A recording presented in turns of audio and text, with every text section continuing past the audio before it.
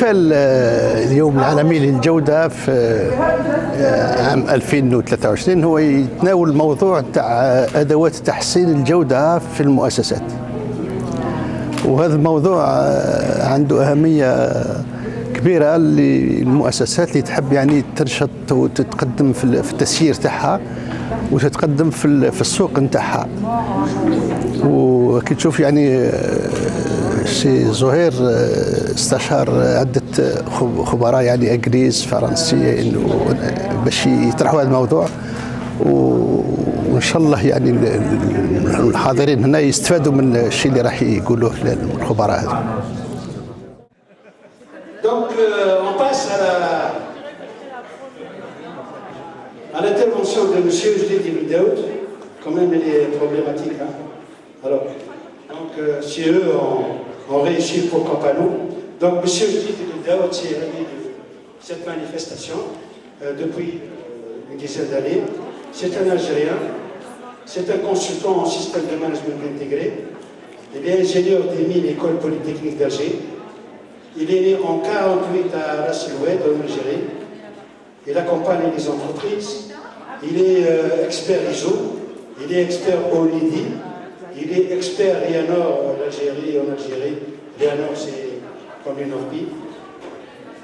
Il est membre du Conseil national algérien de la normalisation, du jury du prix algérien de la qualité, et enfin jury de la belle qualité.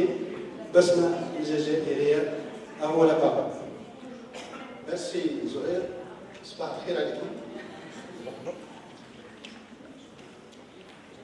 J'ai intitulé mon intervention « Si eux ont réussi, pourquoi pas nous ?» Je pense que c'est une question qu'on peut légitimement se poser, chacun d'entre nous. Est-ce que vous pensez que cette question est pertinente? Donc je poursuis, parce qu'elle n'est pas pertinente, j'arrête.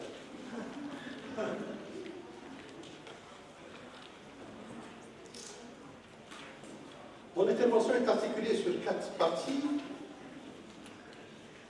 Une introduction. La deuxième partie, si eux ont réussi. Mes intervenants m'ont précédé, que je remercie d'ailleurs, M. Cano, Mme Patricia et M. David, viennent de ce pays que j'ai qualifié de eux, parmi les pays que j'ai qualifiés de eux. Et vous voyez que cette deuxième partie est affirmative. Je vais exposer sur quoi ils sont basés pour réussir. C'est un peu un outil qu'on utilise, ce sera le benchmarking, puisque le thème de la journée, c'est des outils d'amélioration. La troisième partie, elle est interrogative. C'est du brainstorming. On va tenter d'y répondre ensemble.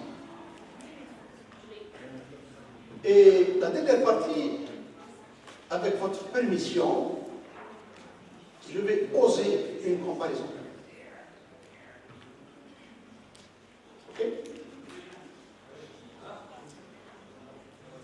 Le titre de mon exposé est inspiré d'un film documentaire diffusé en 1980 sur la chaîne télévision américaine NBC, avec pour titre « Si le Japon peut le faire, pourquoi pas ?»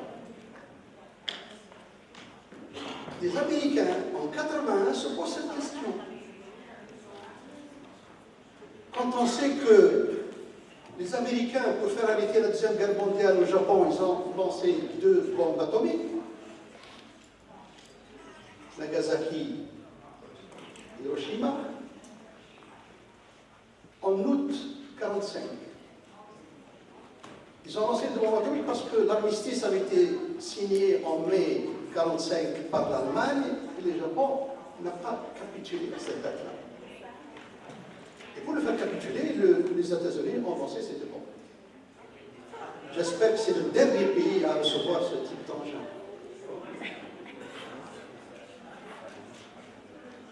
Ensuite, ils ont aidé à se relancer.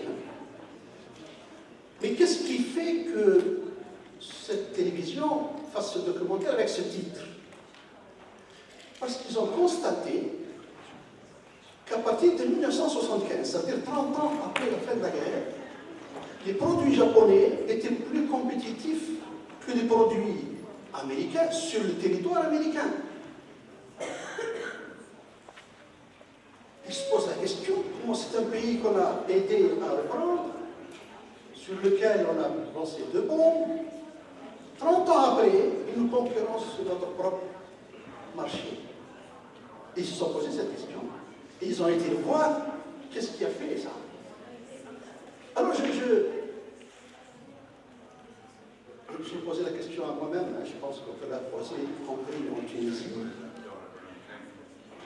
Nous, on a recouvré notre indépendance en 62. Si j'applique ça, 62 plus 30, ça fait 92. Si on avait fait comme les Japonais, on aurait également concurrencé peut-être l'Europe avec le produit. Sauf que chez nous, c'est autre chose qui s'est passée. Pour améliorer la gestion de nos entreprises, il y a 2 manières possibles. Soit créer de nouvelles méthodes,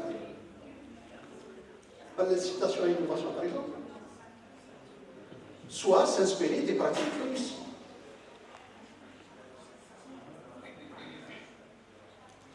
J'ai choisi de m'inspirer des pratiques réussies. Si eux ont réussi, vous m'avez posé la question tout à l'heure, qui eux? C'est en général les pays occidentaux, les États-Unis d'Amérique, le Canada, le Japon et la Chine maintenant. Hein. Il y a peut-être d'autres pays aussi, peut-être la Malaisie, peut-être. J'ai retenu simplement les États-Unis et le Japon.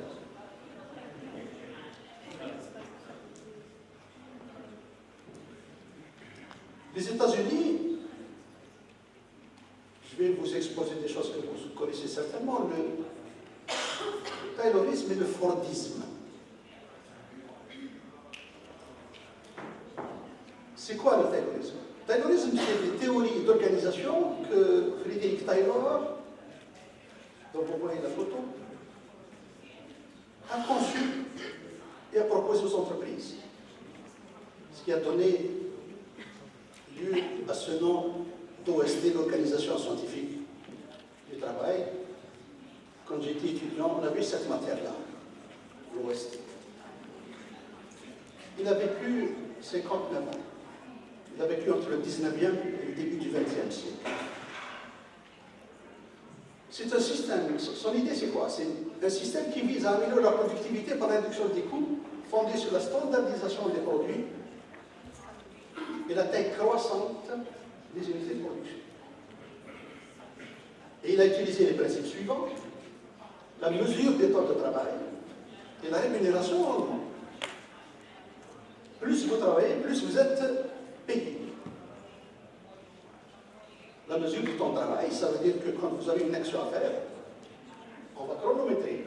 Par exemple, c'est une action qui demande 5 minutes, il n'y a pas lieu de mettre 6 minutes, 7 minutes, 8 minutes.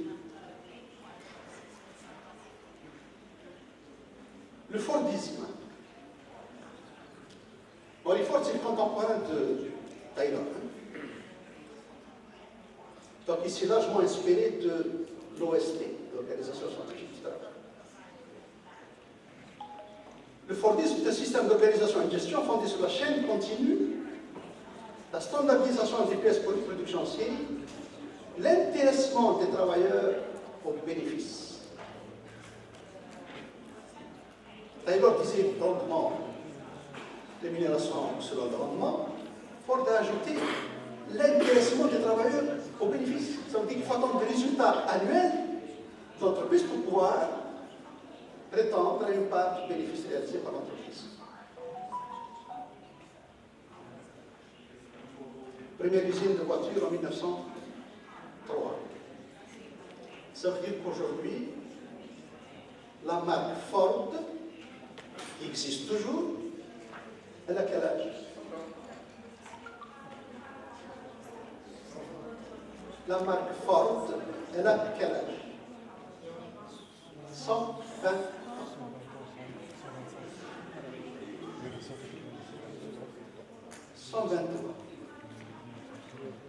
C'est pas pour autant qu'elle est vieille. Hein.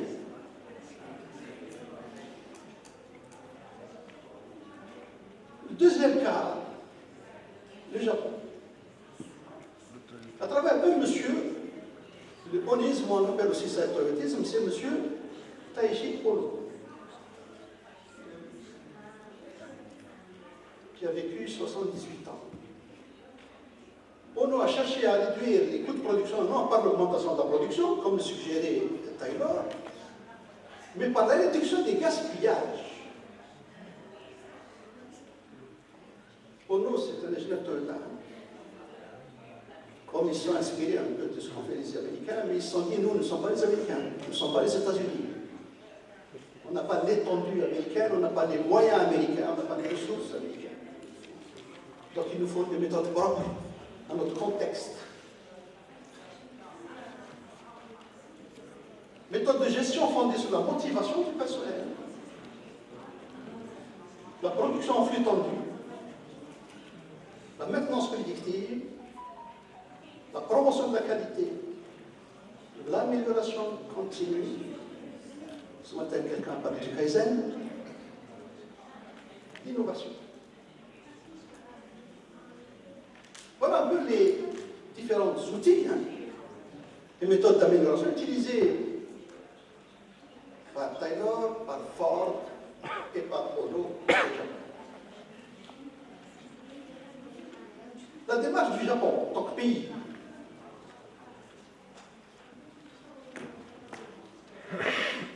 En général, comment on détermine le prix de vente d'un produit? Je vous pose la question.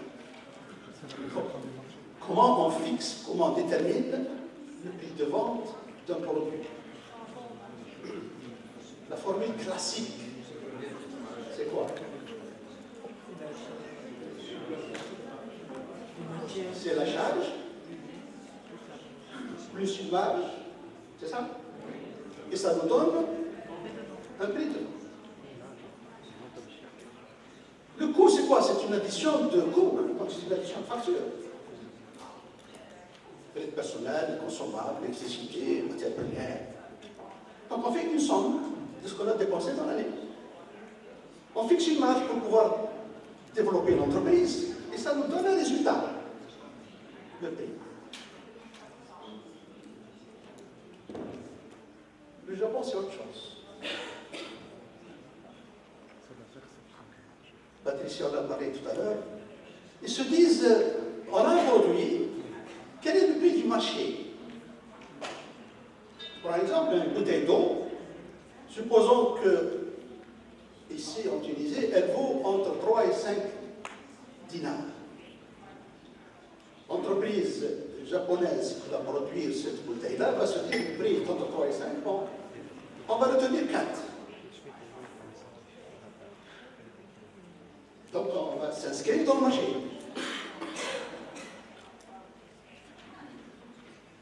Quelle est la marge dont on a besoin pour se développer? Ils fixent un taux, 5, 10, 15, 20%. Et ils obtiennent le coût.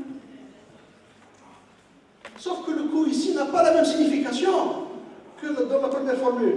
Parce que dans la première formule, c'est une addition de factures. Ici, ça devient un plafond à ne pas dépasser. Ce n'est plus un ensemble de factures, ça devient un plafond à ne pas dépasser. Philosophiquement, ça change complètement la donne. Complètement. Et comment faire? On a un coût qui est un résultat de l'équation. On ne l'a pas fixé. C'est le marché qui l'a fixé. Et si on veut être compétitif, on ne peut pas dépasser ce coût. Comment faire? Deux familles d'actions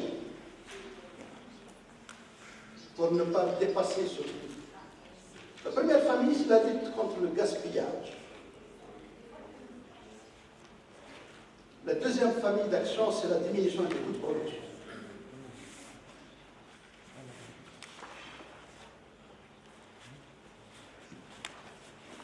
Première famille d'actions, la lutte contre le gaspillage. Il s'agit des gaspillages provenant de la surproduction. Ça veut dire qu'on ne produit pas pour stocker. Des temps d'attente. Ça, c'est surtout valable dans les chaînes. Du transport. Des stocks inutiles. Des processus de fabrication pour éviter le rebut. Des mouvements inutiles. Des pièces défectueuses. La deuxième famille d'action, c'est la diminution des coûts de production, qui passe par la diminution des coûts des anomalies, différentes anomalies. Vous avez les anomalies internes, les anomalies externes et les coûts de détection.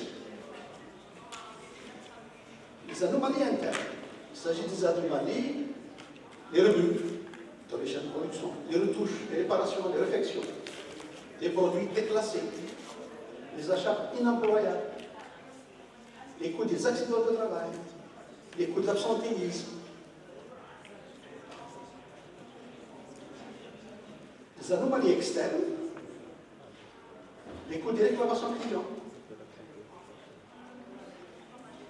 Ce matin, Mme Patricia a dit qu'un client satisfait, non seulement il revient, mais il va en parler. Ça veut dire qu'il va vous ramener d'autres clients. Mais un client qui n'est pas satisfait, il ne revient pas. Et il vous fait une mauvaise publicité. Les coûts de garantie, les ristournes ou remises, les remboursements de dommages, les coûts de détection. Les coûts de détection, c'est surtout les coûts de contrôle. Hein. Parce que quand on contrôle dans une chaîne de production, il y a plusieurs étapes de contrôle, le contrôle n'apporte pas de valeur ajoutée au produit. Hein. Et c'est tout.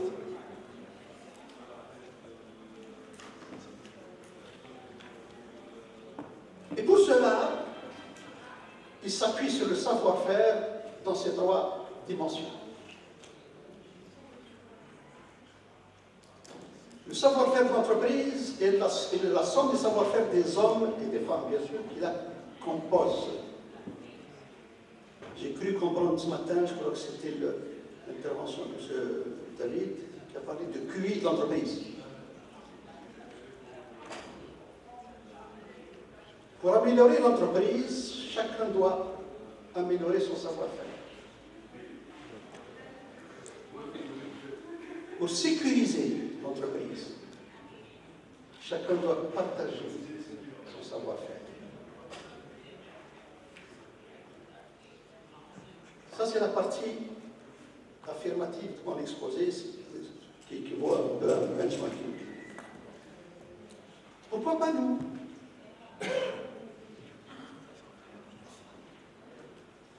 Et là, je vais vous poser une série de questions. On va faire du brainstorming. Qu'est-ce qu'ils ont, eux, que nous n'avons pas? À vous la parole. Qu'est-ce qu'ils ont, eux, que nous n'avons pas? Hop. La rigueur. La discipline. La culture du travail. Le travail d'équipe. Le Travail d'équipe. travail d'équipe. La discipline. La discipline. L'implication. Leadership. Leadership. La formation.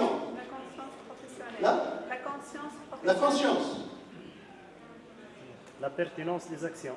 La pertinence des actions. L'implication.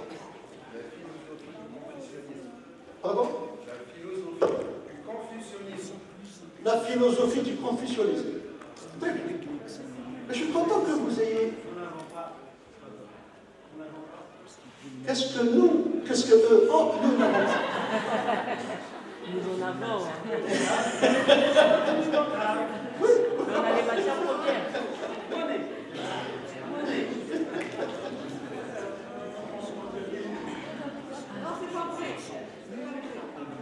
Vous avez cité un certain nombre d'éléments. Oui.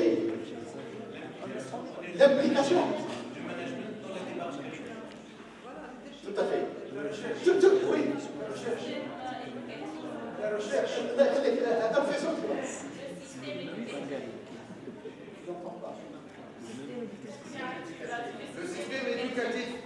Le système éducatif. Donc c'est la formation. Parce que La contribution. la contribution, madame. La vision et la stratégie. La vision et la stratégie. L'engagement. Ok. Attendez, à votre question. Eh bien, c'est qu'ils ont eux que nous n'avons pas. Maintenant, qu'est-ce qui nous empêche, nous, de réussir?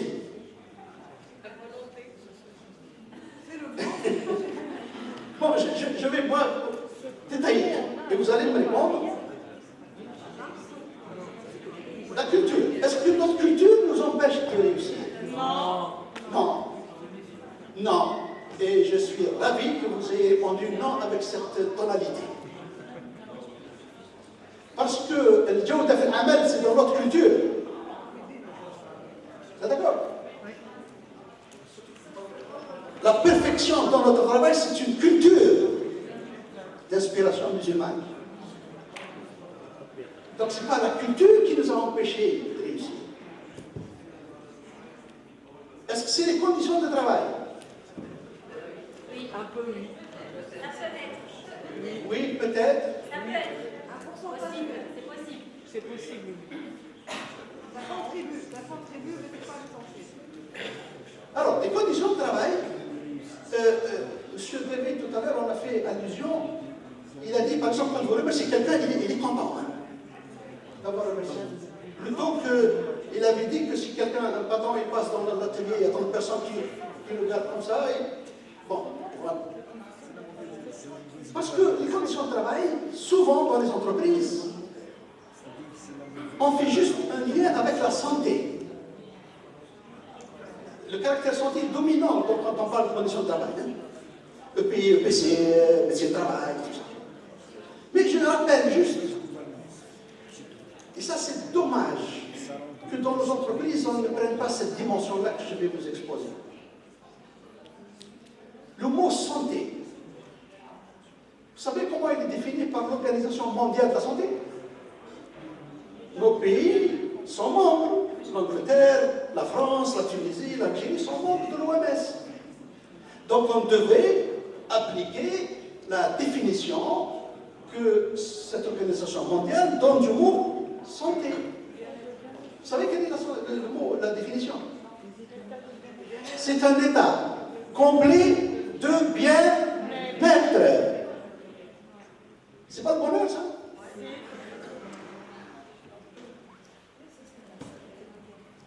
Est-ce que le sourire est un élément de bien-être?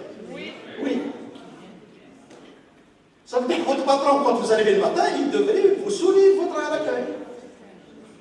Non? C'est ce qui se passe dans vos entreprises? Oui? Oui. Eh bien, très bien. Donc vous avez un leadership qui milite pour une ambiance de travail. Est-ce que c'est le mode d'organisation de nos entreprises qui est un frein à nos réussites? Je pense que oui, aussi. Tout à fait. Est-ce que c'est le style de management? Oui.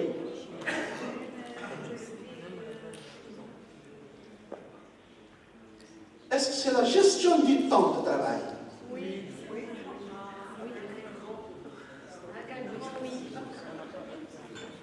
Vous vous rappelez tout à l'heure, Taylor, il détermine le temps d'action. Quand j'ai dit il y a une action qui fait 5 minutes, c'est 5 minutes, c'est pas 6. On a un peu un proverbe populaire chez nous en Algérie, on dit que les Suisses ont des montres, nous on a le temps.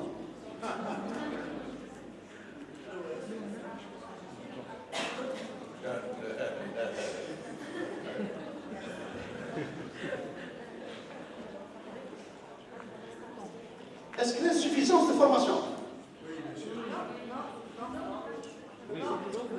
Oui. واطلبوا العلم c'est votre culture.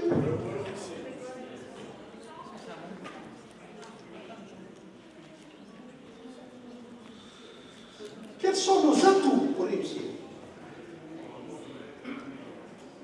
Parce qu'on doit en avoir quand même. Hein?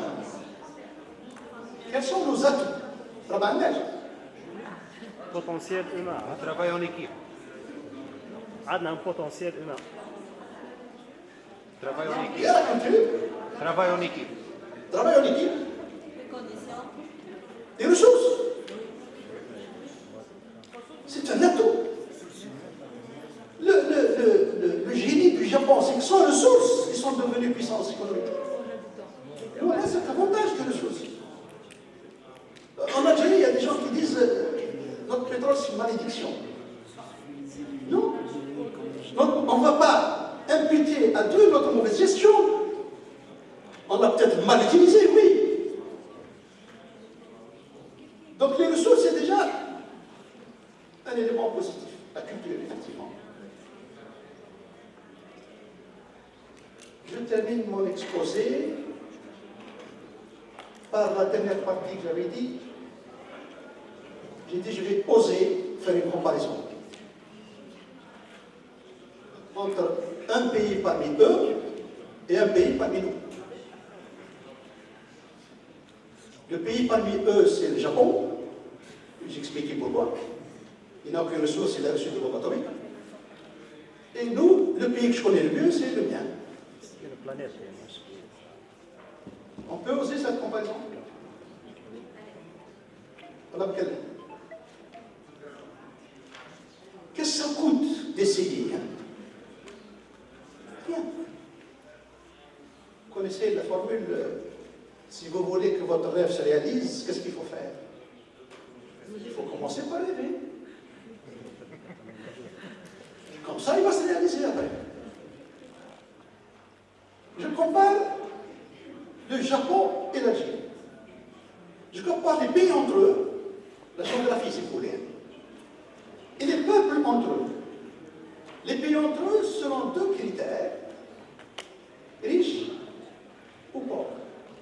Riche, ça veut dire qu'est-ce qu'il a des ressources naturelles. Et le peuple riche, c'est le PIB. Dans cette matrice, la meilleure case, c'est laquelle? Riche, riche. Pays riche, peuple riche. On va voir où se situe le Japon, où se situe l'Algérie. L'Algérie est là. Moi, je l'ai classé comme ça. Vous pouvez la classer différemment. C'est un pays riche et c'est un peuple pauvre. Le Japon, il est là. C'est un pays pauvre, mais un peuple riche. La question se pose, qui des deux pays peut occuper la meilleure case? D'après vous?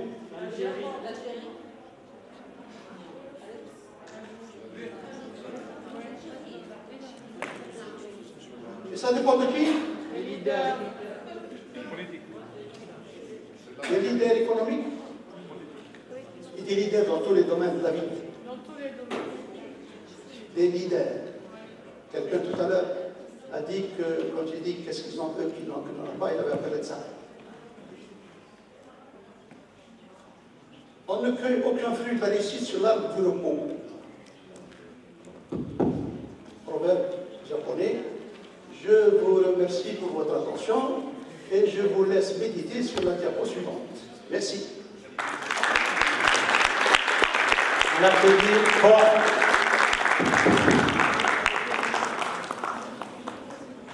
اتفضل عليه. C'est جديد. مرحبا. 1 2 3. Débat la Tunisie. Alors, j'aurais bien voulu que tu fasses la comparaison entre le Japon et la Tunisie. Les Tunisiens vous donnent la réponse. Et bien l'Algérie et la Tunisie, c'est la même chose. Hein?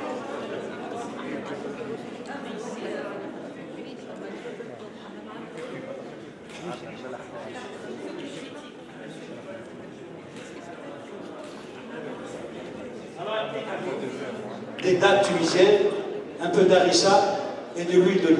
Ok?